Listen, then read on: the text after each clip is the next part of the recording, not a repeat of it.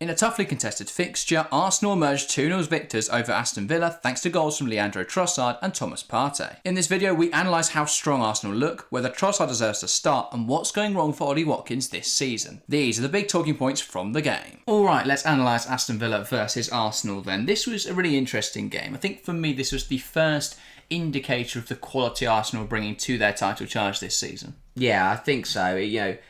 It's a big sign for both these sides. There has been a shift in the quality. This is a result last season where Arsenal dropped points to Aston Villa, and later down the line you could say that it's these type of games that Arsenal would have lost last campaign, which then cost them the title. The fact that they've won this game on Saturday it's a big result, not only for momentum, but as I said, compare it already to last season, and they're already 3 points ahead of what they would have had last campaign. So I think it might even out over the season, but it's a very positive sign for the Gunners.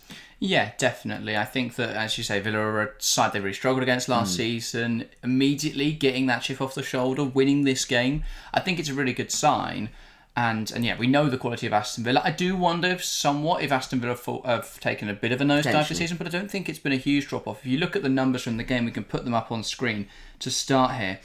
It was fairly even on a lot of these statistics. I know possession, obviously Arsenal had 61% and Villa had 39%, but a lot of what Aston Villa were doing was sitting very narrow, very compact and trying to stop Arsenal scoring. That was the main aim. But when Aston Villa did come forward, they looked super dangerous. 1.2 XG for Aston Villa to 0.87, and yet Arsenal scored 2 goals. Yeah. And I think the key difference there is that individual quality. And we've spoken about this a few times this season. It was the difference in the Chelsea-Man City game, and City and Arsenal proving once again in these really close matches where the opposition are creating more chances, it's these sides with the better players, with the individual quality that come out on top. Because Arsenal took their chances and Aston Villa didn't. Yeah, I think it'll be a tough one for Villa, as you say, because Villa had such high quality and clear-cut chances that I'm still surprised they didn't score. Yeah. And then you look at Arsenal, obviously, yes, individual quality as well, but you look at the second goal from Thomas Partey. It's gone through 3 bodies, and then for me, Martinez has got to do better with it. It's a good strike from Partey, don't get me wrong, but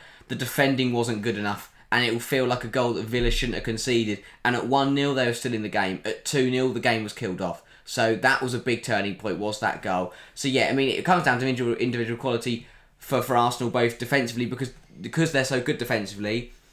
If Villa had the same chance that Partey did, maybe it wouldn't have gone in. But equally, they had better chances and it didn't go in either. So maybe it doesn't matter. Yeah, I do think for Arsenal, they will be slightly concerned by how open they looked in transition. I think that Villa did manage to break through them quite easily, and actually on a different day I think Ollie Watkins would have scored 2 goals and Aston Villa may have won this match. So I think there'll be a little bit of apprehension there, but it does show again they can rely on David Raya. We're going to look at that in a bit. Let's first talk about though Leandro Trossard, because Arsenal couldn't break down, couldn't penetrate the Aston Villa defence, couldn't find a breakthrough. Trossard comes on and within 2 minutes with his first touch, he buries in the back of the net. Yeah, it feels like a sentence we've said a lot. At his time at Arsenal, he comes on and he makes a difference. And it is that question as to why is he not in the team from minute 1? But yeah, again, Trossard comes on, makes a difference, put in a really good performance, completely flipped the game on its head, really. And he was such a good player. We know how good he is, and he's proving that when he's coming on in these cameos, he's proving that he deserves a shot. He should be in that starting 11 because he is delivering really good performances. Yeah, we saw him become that starting player in the run-in towards the end of the season last year. I think it's very bizarre that Arteta keeps favouring Martinelli. I think Trossard offers you more, has proven to offer you more over the seasons. I think regarding his goal, it was great movement. He found himself in a really good position because of his off-the-ball movement. It's a really well-taken finish. It comes in quite quickly. He manages to react, adjust his body and slide it home. So that was really good. And then you look at what Martinelli's doing when he's on the field, and it's very ineffective.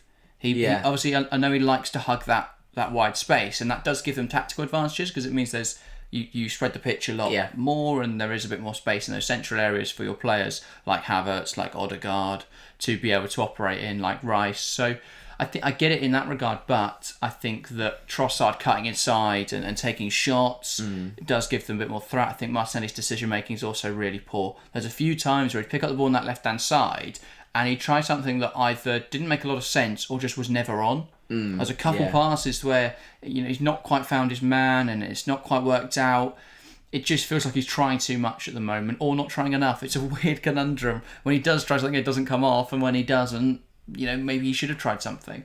But he just seems to be getting that all wrong. But yeah, Trossard was very annoyed he didn't start. Came on though, made the very decisive impact. Yeah, I think it's an interesting debate, isn't it, between Martinelli and Trossard? Because as we know that Martinelli is a good footballer, and on his day he has had some brilliant games for Arsenal. But I think right now at the moment, Trossard, even if there isn't much difference in the high quality performances, Trossard is probably performing a little better, but there's not much in it. I think it's just there's more consistency with Trossard. Trossard gives you a decent performance every time he plays. Martinelli, yes, he might have a good game, but then he can have 5 bad games in it, and you just lose that kind of consistency around Martinelli.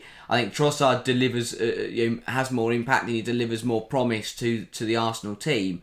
And for me, I would favour Trossard to start over Martinelli, especially the form they're both in right now. Trossard, as you said, he was very unhappy to not start. He is, really frustrated that he keeps having to come off the bench because he knows he is playing well enough to start. Yeah. So it's definitely something to keep an eye on because Trossard should be starting for Arsenal. Yeah. And let's talk about Ollie Watkins then, because he seems to be firing blanks at the moment. He failed to register a shot at all in the West Ham match. And then the game here against Arsenal, he had 2 big chances missed. Let's talk about them. We'll start with the 24th minute opportunity. Morgan Rogers picks up the ball, slides him through and behind. He's one-on-one with David Raya. And now there's 2 elements of this that need to be analysed. Because 1, he just slots it past the far post. Not a bad attempt at goal. And 2, David Raya's phenomenal. Yeah, it was a really good piece of goalkeeping. He did what a goalkeeper does, get the basics right and let the striker do the rest of the work, and the striker did do that and put it past the post. And for Watkins, I don't think he did much wrong in this one, but it would be frustrating because if he was in, it's one of those where if he was in form, if it was mid-season and he'd already scored 12 goals, does he put that one away? Potentially so, but yeah, I think you have to give more plaudits to David Raya. Yeah, interesting. I think that, looking at his missed chances, it's a mixture of poor finishing and outstanding goalkeeping. Yeah. On the second one, obviously, Onana had a shot. It deflects up onto the crossbar, bounces down. It looks like an easy finish for Watkins. He goes diving header, heads it towards goal, but it's right down the middle at a scrambling Raya. Yeah. Obviously, Raya went up to save the initial chance. It hit the crossbar, so he was on the floor. Somehow managed to get back up and save it. For me, Watkins has to put this one away. Yeah, it's exactly. Point blank range. It's generated 0.48 XG. The other one was 0.38, so slightly higher XG total. This one, because obviously you're right in front of goal. I know it's a chance where he's taken Raya out of the situation. He's gone, well, the goalkeeper's on the floor. I've just got to put this on target and it's in.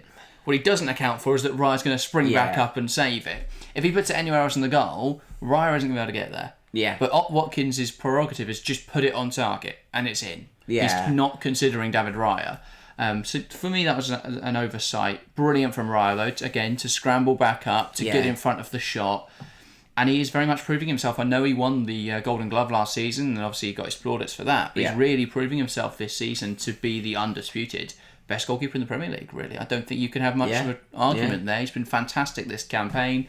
He's very much usurped Ramsdale from any Premier League minutes. So, yeah, he's having a really good season. Yeah, I think as you say, it was good. Raya, he looked phenomenal. He did very well from being on his back to get up and save it. But no, any striker in the world has to score that. It's simple as that. It's a massive miss from Watkins, and I think that'll start to worry Villa if this carries on. We're only 2 games in. He's had a bit tough start in the first 2 games, but he'll be hoping, get his head down, get amongst the goals in the next few weeks. If that doesn't happen, alarm bells will start to ring. For now, though, what he can't afford to do is start panicking about it and start worrying about it, which he won't, because he's a very good striker. He knows he can score high volumes of goals.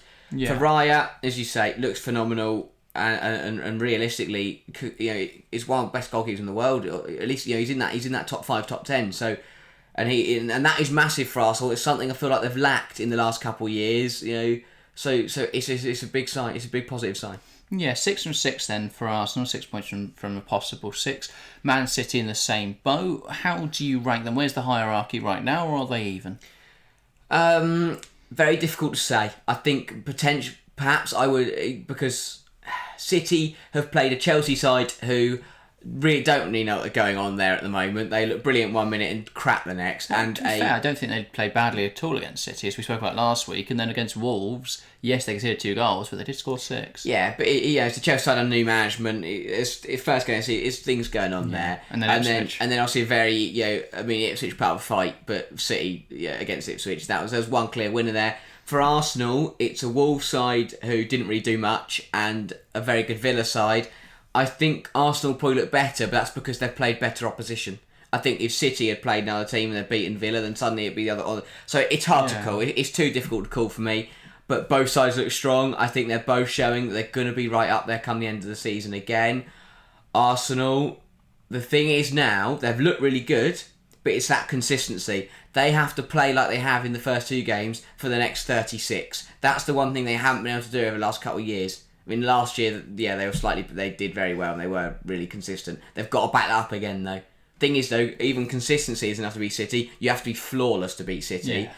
Arsenal have done well. They've got over one big hurdle, which is Aston Villa. They've got to keep these good times going. Yeah, I'm intrigued to see how Arsenal's defence will do this season, because I think the big thing they've had over the last 2 years is their defensive record, especially last season. They were phenomenal defensively. But in this Villa game, they were very susceptible to fast breaks, to those transitional moments where Villa would counter-attack, Villa would get in behind. And I think on a different day, as I say, Ollie Watkins scores 2 goals and Arsenal may be looking at this as a really disappointing 2-1 loss or 2-2 draw. Yeah. So I do have some apprehension there, some fears about Arsenal defensively. They don't look as solid as they did last season. Now, I know Villa are a very difficult opponent, and you can look at it the other way and say, well, actually, when they played Villa last season, on both occasions, they lost those matches. So yeah, I think you can look at those either way, but I think a team that looked so solid defensively last season are a little bit susceptible now, or at least looked a little susceptible to counter-attacks. And when you consider that, you've got teams, I know Ipswich aren't right at the top, but they do play that counter-attacking system, and that is how they can hurt teams. When you consider that Chelsea look quite good in the transition, Liverpool have always been good at that. I know that's not what they're doing under Slot anymore, but they would still be good from counter-attacking opportunities. That's how they got their first goal against Brentford. When you consider there are a lot of sides that want to play that way, it doesn't bode incredibly well for Arsenal. It's actually where City, I think, fell down a bit last season, was that susceptibility to counter-attacks. I think, you think of the 4-4 game between Chelsea and Manchester City at Stamford Bridge, a lot of that was because City were getting caught out in that transition. So I don't think it's anything to necessarily worry about for Arsenal fans, but it's something to keep an eye on. If they do keep getting caught out in transition, they can't rely on David. Well, maybe they can. Raya's incredible, but I don't think they can rely on Raya every single week. But yeah, up next then for Arsenal is a home game against Brighton. That's going to be a really tough test. I think that Fabian Hürzeler's side have done really well to start the season. I think they've looked very impressive. 2 wins from 2 for Brighton. Obviously, Arsenal is a step up in quality because they've played 2 relegation sides, Everton and then they're Man United. So Brighton have had some easy fixtures. Arsenal's a big step up. Do you think Brighton can bring that level, or Arsenal just too strong? Yeah, it's going to be a tough one for Arsenal. It's as we spoke about. It's for me, Brighton are a very similar boat to Villa. It is another hurdle that Arsenal have got to get over. These are the kind of hurdles that they were falling at last year. They've got to keep jumping over them. They've got to keep beating these teams. Brighton will be more difficult than Villa, to be honest, because what we've seen from Hertz in the first 2 games, they play really good football, and they've got that fight about them. That 95th minute winner from João Pedro against United shows that they're never out of the game, and they will come back and they will win the game. So Arsenal have got to be very, very wary of that. It's a very dangerous Brighton side. It is a tough game. But if Arsenal do win that, then suddenly we're sitting here going, they've taken maximum points from the first 3 games. They've already played Villa and Brighton, 2 top-class sides. Suddenly it would look very positive for Arsenal. So it's a very tough game, but if they do win it, things are on the up. Yeah, we'll have a full video on Brighton coming Wednesday, so do look out for that if you're intrigued to see how they're doing so well, how they managed to beat Manchester United. Look out for that. The other thing, Aston Villa's next game is Leicester City away. That, for me, feels like where they can start to get their season up and running. Gets Ollie Watkins some goals. He has to score in that game for me. 2 blanks to start the season so far.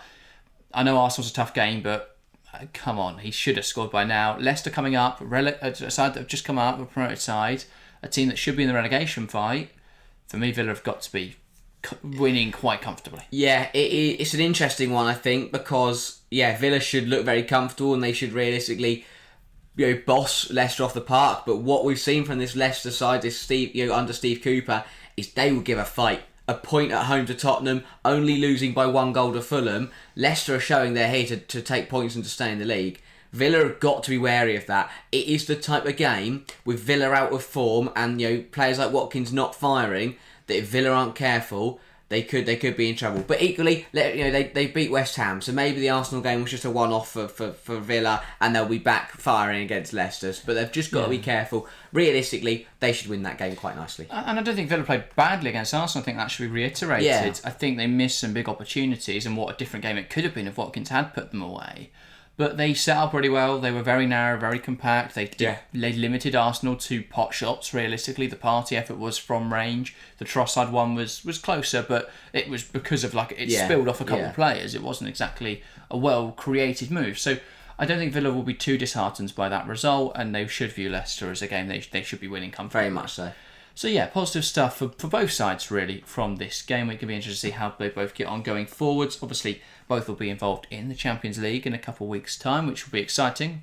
Both clubs, obviously Arsenal were back in it last year. Villa's first season in the Champions League in a very long time. Yes. So yeah, exciting stuff. But I think that is everything from us today. If you want to go and we'll check out more of our videos, there'll be one on screen now. That'll be from Friday, where we spoke about João Felix joining Chelsea. On Wednesday, we'll have another video coming out this week where we'll be talking about Brighton and how they managed to beat Manchester United. And of course, later this week, we've got another video on Friday where we'll be talking about breakout stars you need to be looking out for. So look out for all of that. But that is everything from us today. Thank you guys very, very much for watching, and we'll see you next time. See ya.